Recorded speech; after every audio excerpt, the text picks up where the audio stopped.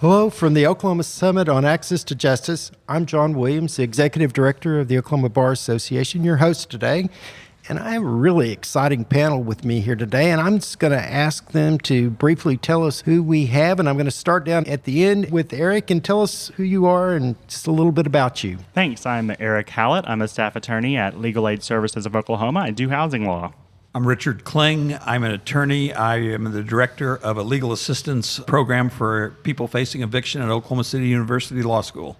And I'm Dillon Turman. I'm a paralegal with Legal Aid, and I provide direct paraprofessional support to Eric. I'm Michael Figgins, chairperson of the Oklahoma Access to Justice Commission and executive director of Legal Aid Services of Oklahoma. And we're on the road with Legal Talk Network.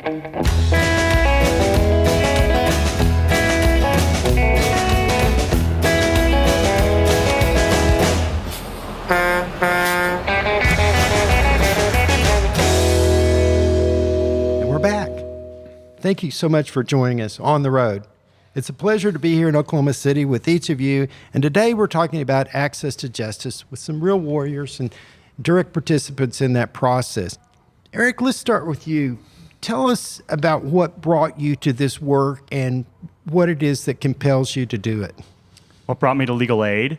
Wow. I found myself trying to do private practice right out of law school, and I found myself sitting across the table from desperate people saying, yes, I can help you get your child back for $2,500, and I couldn't do it. I just couldn't do it. I couldn't collect the money. I had all these gifts and this experience, and I needed to use that to help people that weren't going to get it otherwise. So that's how I came here. And Richard, I know you've got a unique experience going on at the University, or Oklahoma City University College of Law. Tell us a little bit about what you guys are doing over there. Yeah, we started a program the first part of this year. I was hired as director, and what we do is we provide pro bono legal services to people facing eviction in Oklahoma County. We don't have any income requirements or citizenship requirements. And since we've started going public, I've handled approximately 150 eviction cases in Oklahoma County FED courts since April of this year. And what's your success rate, or how likely are you to keep somebody in housing when they go through your program? When you're dealing with evictions, you have to be carefully define what a win is. It's not, up or down all the time. We have our success rate, though, is very high in the sense of settling cases, keeping the evictions off their record, wiping out past debt, and in many, many cases, just flat winning the case because of habitability issues, because of other contract issues in the lease. So I would say we have a very high rate of success. That's great. And of course, Dillon, you probably are having more client interaction and are doing more direct work with clients than probably anybody else in that program. What's been your experience? Yeah, absolutely. Really, in my experience, the individuals that we assist have just really compassionate stories, and that's been the best part for me, is to just listen to those stories and to be able to assist in any capacity that I can and relay those to Eric for him to be able to just take it all the way and address their issues and just many other tangential issues that they may have during that time that they come to us. So it's been really great. It is field work, and that's what I appreciate. I'm not sitting at a desk all day. You're helping someone new, multiple people, every single day, and it's great. Michael, we heard from someone else earlier today what the numbers were just in Tulsa on these housing issues, and of course, being familiar with the work that you're doing, having once been there, I know housing is a very important part of what you do at Legal Aid. What kind of resources are you putting into housing issues these days? Housing cases, which include evictions, certainly include foreclosures, probably about 35% of our total caseloads in the area of 10,000, 15,000. So, it's approximately 3,000 to 4,000 cases. And of the people we actually interact with, another 25,000. It's probably 10,000 on top of that. So it's a big deal because housing's a big deal. And Legal Aid Services of Oklahoma now has a reputation as one of the top law firms because of people like Eric and Dillon to assist homeowner evictions as well as foreclosures. So there's a lot of demand, and it's just getting more and more every day. Well, we heard those numbers earlier with that. Eric, what's your typical day like at Legal Aid, the number of people you're interfacing with, the number of clients that you're dealing with on any given day? Well, that actually changes day to day. Like Dillon said, he hands me those stories, and then I tend to look for those stories that really I find compelling, and I latch onto. And then I could spend 5 minutes on the phone with a client. I could spend 50 minutes on the phone with that client, just really trying to understand what they're going through and what their barriers are, and looking for solutions to their problems. And so, it could be that I help them solve some of their problems with 1 or 2 emails. It could be that I spend the afternoon preparing for a hearing that day, or maybe I'm doing 2 or 3 clients or 4 clients in one day, just trying to go through all those various issues. It depends on who's calling, so it just varies. That sounds very much like a challenging practice of law and no need for marketing for clients. Right. Yeah, there's no shortage of poor people. Yeah. Now, Richard, at your program at the Oklahoma City University College of Law, besides you, what other resources is the law school putting into that?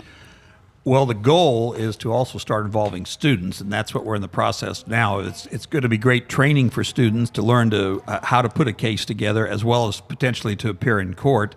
Other than that, it's primarily me with some secretarial administrative type support. But your goal is you're going to move it into clinical work or clinical classes? That's one of the issues they're looking at. Obviously, the law school is looking at moving it into a clinical type program or also just expanding what we do. They have more people like me there that can handle these cases. We get 8 to 10 calls every day that people needing our assistance. That sounds like some pretty incredible work. Now, Dillon, you were talking about being out in the field. So not being at a desk, what work are you as a paralegal doing outside of the desk work? Yeah, so a lot here recently, going to the courthouse, researching various court files, attending court with Eric, providing trial support, and upcoming projects, even assisting with federal trials. It's super high functioning, super busy at all times, and I think mine and Eric's style is we sort of just take things as they come, and him and I both are so versed in what we do that we're able to just roll with the punches. Well, with a large number of clients like that, it sounds like that's probably a pretty good skill set to have. Michael, I know you watch numbers and trends and have been for some time here with legal aid. What are you seeing is going on with the housing market statewide in terms of these housing issues? Is it getting better? Is it getting worse? Are there more cases, less cases? More cases. I would translate that into getting worse. I think Dick and Eric gave a picture of a landlord bar community that has pretty much had their way over the years and may even resent the presence of Dick and Eric, but that's a trend that's going to continue. So right now, as I said, they have their way. They get what they want. They're able to intimidate the clients. And on the foreclosure side, it hasn't really subsided at all. It's not front page news anymore, but there are Oklahomans losing their home at a pretty high rate every year. And Oklahoma still is one of the top 10, 15 states for foreclosures.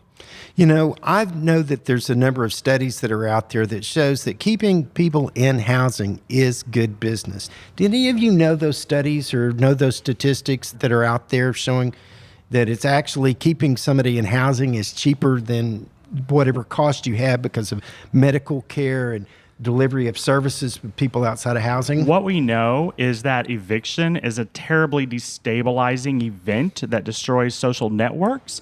It removes employment and educational opportunities. It increases negative health outcomes, and it forces families into poorer neighborhoods. And what studies have shown is that it can take 2 years to financially recover from an eviction. So the opposite of eviction is definitely better for the economy than that 2-year recovery that family is going to be facing.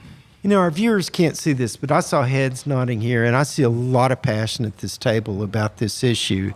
And there's been a thread through this today, and all of you are on the front lines with these issues. And before we wrap up here today, Michael, I'm going to go back to you. What do you need at Legal Aid to help fight these issues? What resources do you need to help keep people in housing?